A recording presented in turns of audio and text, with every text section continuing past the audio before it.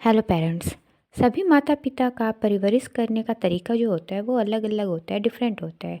कुछ पेरेंट्स बच्चों के दोस्त बनने की कोशिश करते हैं तो कुछ इतने स्ट्रिक्ट होते हैं कि बच्चे अपने मन की बात कहने से भी घबराते हैं या डरते हैं।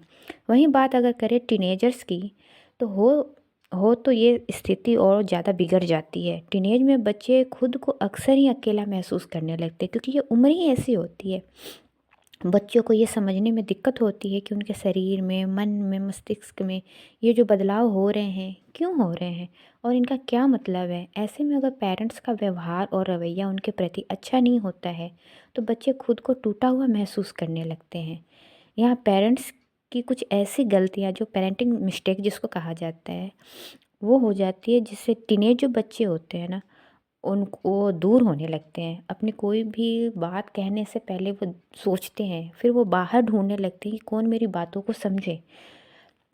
कई बार पेरेंट्स इतने सख्त हो जाते हैं या फिर बच्चों की जो बात को सही तरह से जवाब नहीं देते, जिससे बच्चों के लिए अपने माता पिता से अपने मन की बात कहना मुश्किल हो जाता है। कम्युनिकेशन को मुश्किल बनाने का ही परिणाम होता है कि किशोरावस्था में, टीनेजर में अगर बच्चे की किसी मुसीबत में भी हो या किसी बात को लेकर उलझन में हो, तब भी वो माता पिता से अपने मन की बात नहीं कहता। टीनेज में बच्चे अलग अलग चीज़ें एक्सप्लोर कर रहे होते हैं, खुद को समझने की कोशिश करते हैं, नए दोस्त बनाते हैं और अपनी बहुत सी पुरानी आदतों को पीछे छोड़ने लगते हैं। लेकिन इस उम्र में अगर बच्चों के ऊपर प्रेशर बनाया जाए, तो किसी काम को ज़बरदस्ती करवाने की कोशिश की जाए, तो वे खुद पर दबाव महसूस करने लगते हैं।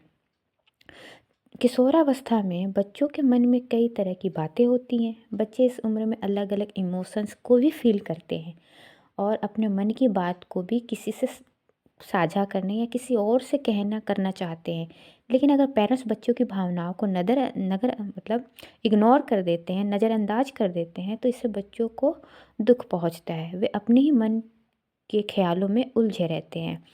जब बच्चों की तुलना दूसरे बच्चों से की जाती है तो उनके मन में गहरी चोट लगती है। पेरेंट्स की यह आदत बच्चों को बिल्कुल भी पसंद नहीं आती।